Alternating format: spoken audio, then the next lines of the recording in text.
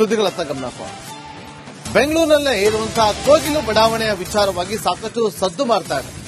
ಪಕ್ಕದ ರಾಜ್ಯದಲ್ಲೂ ಕೂಡ ಈ ವಿಚಾರವಾಗಿ ಕೆಟ್ಟ ಸಂಪ್ರದಾಯಕ್ಕೆ ನಾಂದಿ ಹಾಡ್ತಾ ಕಾಂಗ್ರೆಸ್ ಸರ್ಕಾರ ಈ ಒತ್ತುವರಿ ತೆರವು ವಿಚಾರದಲ್ಲಿ ಕೆಟ್ಟ ಸಂಪ್ರದಾಯವನ್ನ ಅನುಸರಿಸ್ತಾ ಇದೆ. ಸರ್ಕಾರಿ ಜಮೀನು ಒತ್ತುವರಿಯೇ ಕಾನೂನು ಬಾಹಿರ. ಅಕ್ರಮವಾಗಿ ಶೆಡ್ ಹಾಕಿಕೊಂಡವರಿಗೆ ಸಕ್ರಮವಾಗಿ ಮನೆ ಹಂಚಿಕೆ ಮಾಡಲಾಗಿದೆ.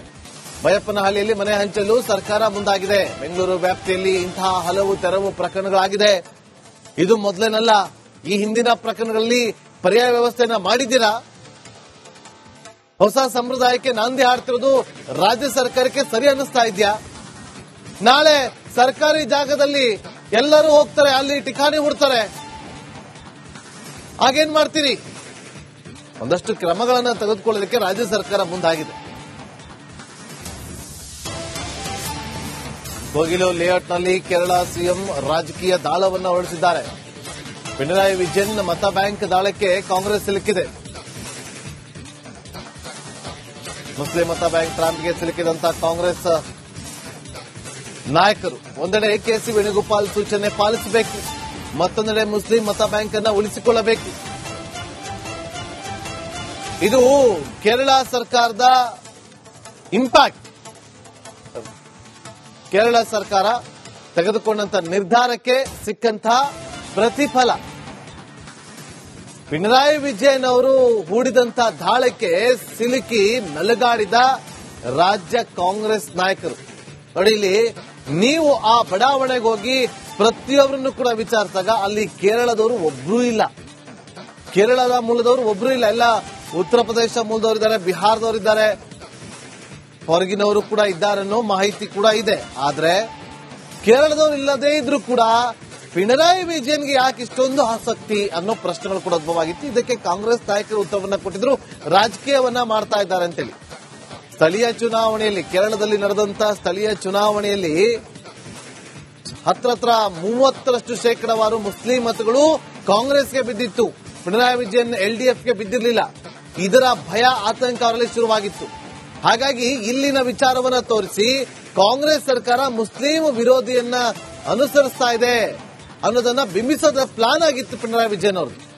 ಮತ್ತಷ್ಟು ಮಾಹಿತಿಯನ್ನು ಕೊಡೋದಕ್ಕೆ ನಮ್ಮ ಪೊಲಿಟಿಕಲ್ ರಿಪೋರ್ಟರ್ ಹನುಮಂತು ನೇರ ಸಂಪರ್ಕದಲ್ಲಿ ಜಾಯ್ನ್ ಆಗಿದ್ದಾರೆ. ಹನುಮಂತು, ನೋಡಿ, ಇದು ಹೊಸ ಸಂಪ್ರದಾಯಕ್ಕೆ ಅನುಸರಿಸ್ತಾ ಮುಂದಾಗ್ತಾ ಇರೋದು ರಾಜ್ಯ ಸರ್ಕಾರ.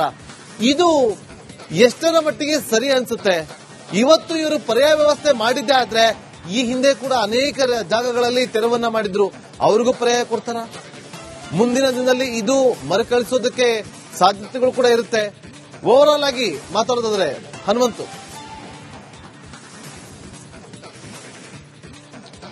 ಖಂಡಿತ ನಾಗೇಂದ್ರ ಬಾಬು, ಕಾಂಗ್ರೆಸ್ ಸರ್ಕಾರ ಒಂದು ಕೇರಳದ ರಾಜಕೀಯ ಲಾಬಿಯಾಗಿ ಒಂದಷ್ಟು ಕೆಟ್ಟ ಸಂಪ್ರದಾಯಕ್ಕೆ ನಾಂದಿ ಹಾಡ್ತು. ಯಾಕೆಂತಂದು ಹೇಳಿದ್ರೆ, ಈ ಒಂದು ಕೋಗಿಲು ಬಡಾವಣೆಯ ಮನೆ ತೆರವು ಪ್ರಕರಣ, ಶೆಡ್ ತೆರವು ಪ್ರಕರಣ ಏನಿದೆ, ಸರ್ಕಾರ ಇದರಲ್ಲಿ ತೆಗೆದುಕೊಂಡಂತಹ ನಿರ್ಧಾರ ಮುಂದಿನ ಎಲ್ಲ ಅತಿಕ್ರಮ ಪ್ರವೇಶ ಮಾಡುವಂತಹ ಭೂಗಳ್ಳರಿರ್ಬೋದು, ಬೇರೆ ಬೇರೆಯವರಿಗೂ ಕೂಡ ಒಂದಷ್ಟು ರಹದಾರಿ ಮಾಡಿಕೊಟ್ಟಂತೆ ಆಗುತ್ತೆ ಅಂತಂದು ಹೇಳಿದ್ರೆ ತಪ್ಪಾಗ್ಲಿಕ್ಕಿಲ್ಲ. ಯಾಕೆ ಹೇಳಿದ್ರೆ, ಮೊದಲೇ ಊರಿನಲ್ಲಿ ಎಲ್ಲೆಲ್ಲಿ ಖಾಲಿ ಸೈಟ್ಗಳಿರ್ತವೆ ಅಲ್ಲಿ ಶೆಡ್ ಪ್ರಸಂಗ ಮೊದಲಿಂದನೂ ಕೂಡ ನಡ್ಕೊಂಡು ಬಂದಿದೆ. ಅದನ್ನು ಕೂಡ ಕಡಿವಾಣ ಹಾಕುವಂತ ಕೆಲಸವನ್ನ ಒಂದು ಕಡೆಗೆ ಅಧಿಕಾರಿಗಳು ಮಾಡ್ತಾ ಇರುವಂತಹ ಸಂದರ್ಭದಲ್ಲಿ ಇಂತಹ ನಿರ್ಧಾರವನ್ನ ಮಾಡಿರುವಂತದ್ದು ಮುಂದಿನ ದಿನಗಳ ರೀತಿಯ ಕೆಟ್ಟ ಸಂಪ್ರದಾಯಕ್ಕೂ ಕೂಡ ನಾಂದಿ ಆದ ಕರ್ನಾಟಕದಲ್ಲಿ ದಾಳವನ್ನ ಹೂಡಿಸಿದ್ರು. ಯಾಕೆಂತಂದು ಹೇಳಿದ್ರೆ, ಕೇರಳದಲ್ಲಿರುವಂತಹ ಇಳವ ಸಮುದಾಯ ಏನಿದೆ ಅದು ದೊಡ್ಡ ಪ್ರಮಾಣದಲ್ಲಿರುವಂತದ್ದು. ಅದಾದ ನಂತರದಲ್ಲಿ ನಾಯರ್ ಸಮುದಾಯ ಎರಡನೇ ರಾಜ್ಯದ ದೊಡ್ಡ ಕಾರಣಕ್ಕಾಗಿ ಇಲ್ಲಿ ಎಲ್ಡಿಎಫ್ ನ ಭಾಗವಾಗಿತ್ತು. ಎಲ್ಡಿಎಫ್ ಮೊದಲಿಂದಲೂ ಕೂಡ ಮುಸ್ಲಿಂ ಸಮುದಾಯ ಮತಗಳನ್ನ ಕಳೆದ 2 ಅವಧಿಯಲ್ಲೂ ಕೂಡ ತನ್ನ ತೆಕ್ಕೆಯಲ್ಲಿ ಇಟ್ಕೊಂಡಿತ್ತು. ಆದ್ರೆ ಈ ಬಾರಿ ಸ್ಥಳೀಯ ಚುನಾವಣೆಯಲ್ಲಿ ಮುಸ್ಲಿಂ ಲೀಗ್ ಮತ್ತು ಯುಡಿಎಫ್ ಅಂದ್ರೆ ಕಾಂಗ್ರೆಸ್ನ ಯುಡಿಎಫ್ ಫ್ರಂಟ್ ಏನಿದೆ, ಈ ಒಂದು ರಂಗ ಏನಿದೆ ಅದರ ಒಂದು ಭಾಗವಾಗಿರುವಂತಹ ಕಾರಣಕ್ಕಾಗಿ ಮುಸ್ಲಿಂ ಮತಗಳಿಗೆ ತಮ್ಮ ಕೈ ಕೊಟ್ಟ ಅನ್ನುವಂತ ಕಾರಣಕ್ಕಾಗಿ ಕೇರಳ ಸಿಎಂ ಅವರು ಒಂದು ದಾಳವನ್ನ ಉರುಳಿಸಿದ್ರು. ಆ ದಾಳಕ್ಕೆ ಕರ್ನಾಟಕದ ಕಾಂಗ್ರೆಸ್ ನಾಯಕರು, ಸರ್ಕಾರ ಎಲ್ಲೋ ಒಂದ್ ಕಡೆಗೆ ಕ್ಯಾಪ್ ಆಯ್ತು ಅಂತ ಆಗಿಲ್ಲ. ಯಾಕೆಂತ ಹೇಳಿದ್ರೆ, ಈ ಬಾರಿ ಕೇರಳದಲ್ಲಿ ಕಾಂಗ್ರೆಸ್ನ ಗೆಲ್ಲಿಸಬೇಕು ಅನ್ನೋ ಲೆಕ್ಕಾಚಾರ ಒಂದ್ ಕಡೆಗೆ ಕೇರಳದ ನಾಯಕರಿಗೆ ಇದೆ. ಅಷ್ಟೇ ಜವಾಬ್ದಾರಿ ಕಾಂಗ್ರೆಸ್ ನಾಯಕರಿಗೂ ಕೂಡ ಕಾಂಗ್ರೆಸ್ ಹೈಕಮಾಂಡ್ ಕೊಟ್ಟಂತೆ ಕಾಣುತ್ತದೆ. ಒಂದು ಎಐಸಿಸಿ ಜನರಲ್ ಸೆಕ್ರೆಟರಿ ಆಗಿ ಕಾಂಗ್ರೆಸ್ ಪಕ್ಷದ ಮೇಲೆ ಹಿಡಿತವನ್ನ ಸಾಧಿಸಬಹುದು ಅಥವಾ ಪಕ್ಷದ ವಿಚಾರದಲ್ಲಿ ಸೂಚನೆಯನ್ನ ಕೆಸಿ ವೇಣುಗೋಪಾಲ್ ಅವರು ಕೊಡಬಹುದು. ಆದ್ರೆ ವೇಣುಗೋಪಾಲ್ ಅವರು ಕೇರಳದ ಮೂಲದವರಾಗಿರುವಂತ ಕಾರಣಕ್ಕಾಗಿ ರಾಜಕೀಯಕ್ಕಾಗಿ ಅಲ್ಲಿ ಒಂದಷ್ಟು ಎಫೆಕ್ಟ್ ಆಗ್ಬೇಕಂತ ಹಿನ್ನೆಲೆಯಲ್ಲಿ ಒಂದು ಸಿಎಂ ಸಿದ್ದರಾಮಯ್ಯ ಅವರು ಕರೆಸಿ ಮಾತುಕತೆಯನ್ನ ನಡೆಸಿದ್ದಾರೆ. ಸಿಎಂ ಡಿ ಕೆ ಶಿವಕುಮಾರ್ ಅವರನ್ನು ಕೂಡ ಒಂದಷ್ಟು ಕರೆದು ಮಾತನಾಡುವಂತ ಮಾಡಿದ್ದಾರೆ. ದೂರವಾಣಿ ಮೂಲಕವೂ ಕೂಡ ಮಾತನಾಡುವಂತ ಪ್ರಸಂಗವೂ ಕೂಡ ನಡೆದಿದೆ. ಅಂದ್ರೆ ಒಂದು ಕಡೆಗೆ ಸರ್ಕಾರವನ್ನು ಅಲ್ಲಿ ಕಾಂಗ್ರೆಸ್ಗೆ ಪಕ್ಷಕ್ಕೆ ಲಾಭ ಆಗಬೇಕು ಅನ್ನುವಂತ ಲೆಕ್ಕಾಚಾರದಲ್ಲಿ ಈ ತೆಗೆದುಕೊಂಡಂತ ಇದೆ. ಮತ್ತೊಂದು ಕಡೆಗೆ ಇವತ್ತು ಸಿಎಂ ಸಿದ್ದರಾಮಯ್ಯನವರು ಒಂದು ಕಡೆಗೆ ಮಾನವೀಯತೆ ಆಧಾರಿತವಾಗಿಯೇ ನಾವು ಪರ್ಯಾಯ ವ್ಯವಸ್ಥೆ ಮಾಡ್ತಿದ್ದೇನೆ ಅಂತ ಮಾತು ಹೇಳಿದ್ರೆ, ಅರ್ಹರಿಗೆ ವ್ಯವಸ್ಥೆ ಮಾಡಿಕೊಡ್ತೀವಿ, ದಾಖಲೆಗಳ ಪರಿಶೀಲನೆ ಆಗುತ್ತೆ ಅನ್ನೋಂತ ಮಾತುಗಳನ್ನು ಕೂಡ ಹೇಳಿದ್ದಾರೆ. ಇದರ ನಡುವೆ ನಾಳೆ ಕೇರಳದಲ್ಲಿ ನಡೀತಾ ಇರುವಂತಹ ಶಿವಗಿರಿ ಮಠದ ಕಾರ್ಯಕ್ರಮದಲ್ಲಿ ಸಿಎಂ ಸಿದ್ದರಾಮಯ್ಯನವರು ಭಾಗಿಯಾಗ್ತಾ ಇರುವಂತದ್ದು. ಅಲ್ಲಿ ಮೊದಲಿಂದಲೂ ಕೂಡ ಹಿಂದುಳಿದ ವರ್ಗಗಳ ಜೊತೆಗೆ ನಾಯರ್ ಸಮುದಾಯ ಭಾಗವಾಗಿ ಅವರ ಪಡಗು ವಾಲ್ತಾ ಇದೆ. ಅದ್ರ ಜೊತೆಗೆ ಸಾಂಪ್ರದಾಯಿಕ ಮತಗಳಾಗಿ ಗುರುತಿಸಿಕೊಂಡಿದೆ. ಅದರ ಜೊತೆಗೆ ಹಿಂದುಳಿದ ವರ್ಗಗಳ ಸಮುದಾಯಗಳ ಮತಗಳನ್ನ ಕ್ರೋಢೀಕರಣ ಮಾಡಬೇಕು ಅಂತ ಲೆಕ್ಕಾಚಾರದಲ್ಲಿರುವಂತಹ ಕಾರಣಕ್ಕಾಗಿ ಸಿಎಂ ಸಿದ್ದರಾಮಯ್ಯನವರು ಕೂಡ ಅಲ್ಲಿ ಪ್ರವಾಸವನ್ನ ಮಾಡ್ತಾ ಇರುವಂತದ್ದು. ಒಟ್ಟಾರೆಯಾಗಿ ಕೇರಳ ಒಂದು ಸಿಪಿಐಎಂ ಮತ್ತು ಕಾಂಗ್ರೆಸ್ನ ರಾಜಕಾರಣಕ್ಕೆ ಕರ್ನಾಟಕದಲ್ಲಿ ತೆಗೆದುಕೊಂಡಿರುವಂತಹ ಒಂದು ನಿರ್ಧಾರ ಏನಿದೆ, ಮುಂದಿನ ದಿನಗಳಲ್ಲಿ ಬೇರೆ ಬೇರೆ ಭೂಗಳರಿಗಾಗಿರ್ಬೋದು ಅಥವಾ ಒಂದಷ್ಟು ಬೇರೆ ಬೇರೆ ಗಳನ್ನ ಮಾಡಿಕೊಡುವಂತದ್ದು, ಅತಿಕ್ರಮ ಪ್ರವೇಶ ಮಾಡುವಂತವರಿಗೆ ಒಂದು ರೀತಿ ರಹದಾರಿಯೇ ಸರ್ಕಾರ ಮಾಡಿಕೊಟ್ಟಂತಹ ಉದಾಹರಣೆಗೆ ಇತಿಹಾಸ. ಓಕೆ, ಥ್ಯಾಂಕ್ ಯು ಹನುಮಂತು ನಿಮ್ಮೆಲ್ಲ ಮಾಹಿತಿಗಾಗಿ.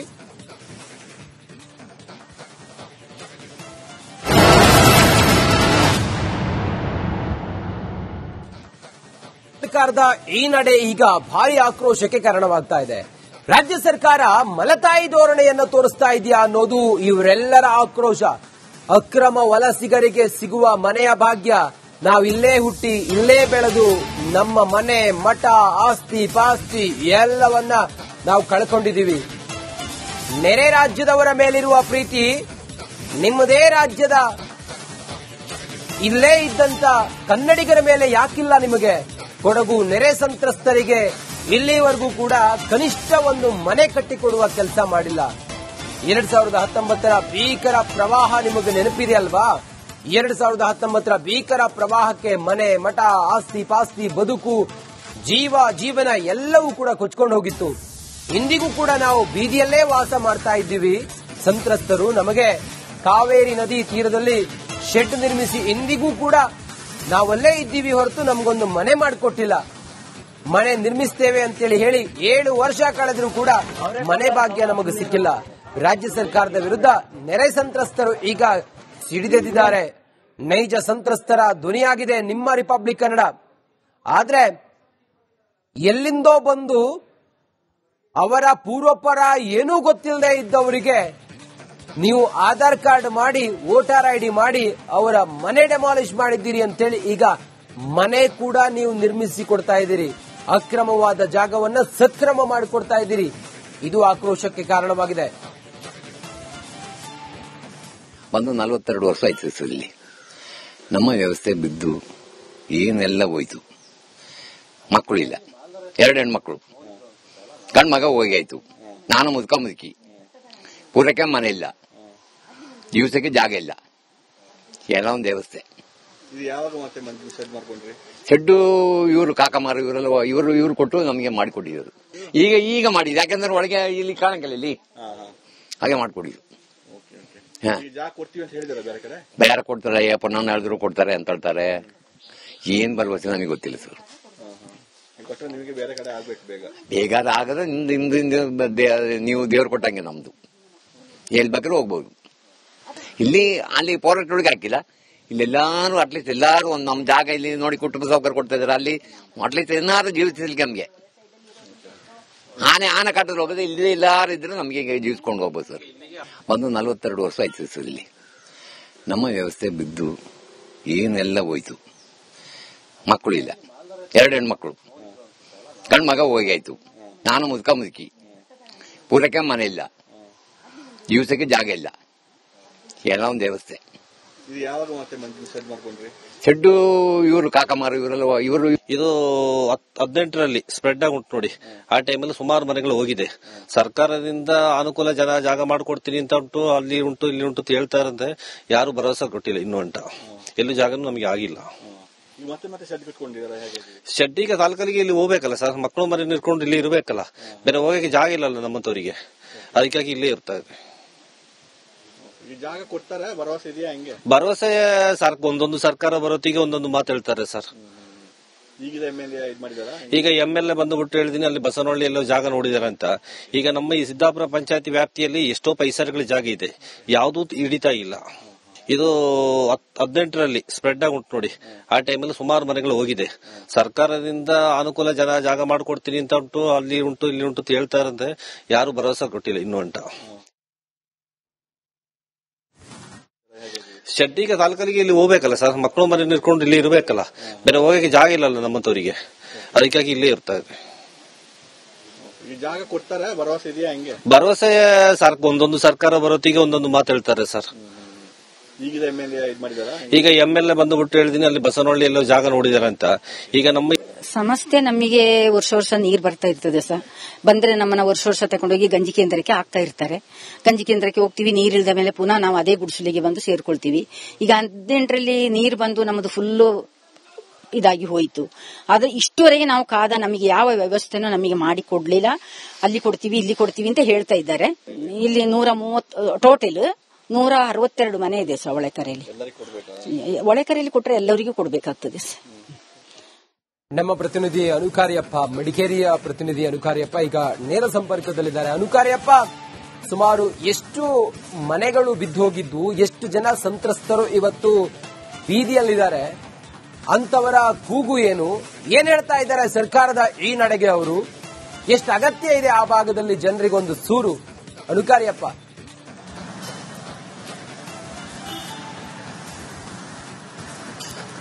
ರಂಜಿತ್, ಇದು ಕೊಡಗು ಜಿಲ್ಲೆಯಲ್ಲಿ 2018-19ರಲ್ಲಿ ಒಂದು ಪ್ರಕೃತಿ ವಿಕೋಪ ಆಗುತ್ತೆ. ಈ ಸಂದರ್ಭ 2019ರಲ್ಲಿ ಪ್ರವಾಹ ಬರುತ್ತೆ. ಕಾವೇರಿನಲ್ಲಿ ಪ್ರವಾಹ ಬಂದಾಗ ವಿರಾಜಪೇಟೆ ತಾಲೂಕಿನ ಕರಡಿಗೋಡು ಏನಿದೆ, ಕರಡಿಗೋಡು ನದಿ ಸೈಡ್ ಅಲ್ಲಿ, ನದಿ ದಡದಲ್ಲಿ ವಾಸ ಮಾಡ್ತಿರುವಂತದ್ದು ಸುಮಾರು 100ಕ್ಕೂ ಹೆಚ್ಚು ಕುಟುಂಬಗಳು, ಎಲ್ಲವೂ ಮನೆಗಳು ನೆಲಸಮವಾಯಿತು. ಈ ಸಂದರ್ಭ ಸರ್ಕಾರ ಅವರಿಗೆ ಭರವಸೆ ಕೊಟ್ಟಿರುವಂತದ್ದು ಬೇರೆ ಕಡೆ ನಿವೇಶನ ಕೊಟ್ಟು ಮನೆ ಮಾಡಿ ಕೊಡ್ತೀವಿ ಅಂತ ಹೇಳಿ. ಈಗ 6 ವರ್ಷ ಆಗಿದೆ, ಇನ್ನೂವರೆಗೆ ಕೂಡ ಅವರಿಗೆ ಮನೆ ಕೊಟ್ಟಿಲ್ಲ. ಮನೆ ಬಿಟ್ಟು ಹೋದವರೆಲ್ಲ ಮತ್ತೆ ವಾಪಸ್ ಅಲ್ಲಿಗೆ ಬಂದು ಶೆಡ್ ನಿರ್ಮಾಣ ಮಾಡ್ಕೊಂಡು ಅಲ್ಲಿ ವಾಸ ಇದ್ದಾರೆ, ಅವರಿಗೆ ಮನೆ ಇಲ್ಲ. ಜೊತೆಗೆ ಅಲ್ಲಿ ಏನು ಮನೆ ಕೊಡ್ತೀವಿ ಅಂತ ಹೇಳಿ ಮನೆ ಕೊಟ್ಟಿಲ್ಲ, ಮತ್ತೆ ನಾವು ಎಲ್ಲಿಗೆ ಹೋಗ್ಬೇಕಂತ ಹೇಳುವಂತದ್ದು ಅವರ ಆತಂಕ ಇದೆ. ಮನೆ ಮಾಡಿ ಕೊಟ್ಟರೆ ಬೇರೆ ಕಡೆ ಹೋಗಬಹುದು, ಮತ್ತೆ ನದಿ ದಡದಲ್ಲೇ ಮತ್ತೆ ಶೆಡ್ ಮಾಡ್ಕೊಂಡು ವಾಸ ಇದ್ದಾರೆ. ಸುಮಾರು 100ಕ್ಕೂ ಹೆಚ್ಚು ಕುಟುಂಬಗಳಿದೆ. 6 ವರ್ಷ ಆಯಿತು, ಇನ್ನೂ ಕೂಡ ನಿವೇಶನ ಇಲ್ಲ, ಮನೆನೂ ಇಲ್ಲ ಅಂತ ಹೇಳುವಂತದ್ದು. ಈಗ ಬೆಂಗಳೂರಲ್ಲಿ ಏನೊಂದು ಇಶ್ಯೂ ಆಗಿದೆ, ಕೋಗಿಲು ಲೇಔಟ್ ಅಂತ ಹೇಳಿ, ಅಲ್ಲಿದ್ದವರಿಗೆ ತಕ್ಷಣ ಮನೆ ಕೊಡ್ಲಿಕ್ಕೆ ಸರ್ಕಾರ ಮುಂದಾಗಿ, ನಮ್ನ ಯಾಕೆ ಯೋಚನೆ ಇಲ್ಲ, ಇಲ್ಲೇ ಹುಟ್ಟಿ ಬೆಳೆದವರು ಅಂತ ಹೇಳುವಂತದ್ದು ಅವರ ಆಕ್ರೋಶ ಇರುವಂತದ್ದು. ಅದರಿಂದ ಸಂತ್ರಸ್ತರು ಈಗ ಆರೋಪ ಮಾಡ್ತಿರೋದು ಕೂಡ ಅದೇ, ಸರ್ಕಾರ ಈ ನಡೆಗೆ ಅವರ ಆಕ್ರೋಶ ವ್ಯಕ್ತಪಡಿಸಿರುವಂತದ್ದು. ಕೂಡಲೇ ನಮಗೆ ಮನೆ ಕೊಡಿ, ಈ ಮನೆ ಕೊಟ್ಟು ಮತ್ತೆ ಬೇರೆಯವರಿಗೆ ಕೊಡಿ, ನಾವು ಇಲ್ಲಿ ಹುಟ್ಟಿ ಬೆಳೆದವ್ರನ್ನ ಯಾಕೆ ಕಡೆಗಣನೆ ಮಾಡ್ತಿದ್ರಿ ಅಂತ ಹೇಳುವಂತದ್ದು ಅವರ ಆಕ್ರೋಶ ಇರುವಂತದ್ದು. ಈಗ ಬೆಂಗಳೂರಲ್ಲಿ ಏನು ಕೋಗಿಲು ಲೇಔಟ್ ಅಂತ ಇದೆ, ಅಲ್ಲಿ ತಕ್ಷಣ ವೋಟ್ ಬ್ಯಾಂಕ್ಗಾಗಿ ಈ ರೀತಿ ಮಾಡ್ತಾ ಇದೆ ಸರ್ಕಾರ ಅಂತ ಹೇಳುವಂತ ಆರೋಪ ಕೂಡ ಕೇಳಿ ಬರ್ತಾ ಇದೆ. ರಂಜಿತ್. ಓಕೆ ಅನುಕಾರ್ಯಪ್ಪ, ಥ್ಯಾಂಕ್ ಯು ನಿಮ್ಮೆಲ್ಲ ಮಾಹಿತಿಗಾಗಿ.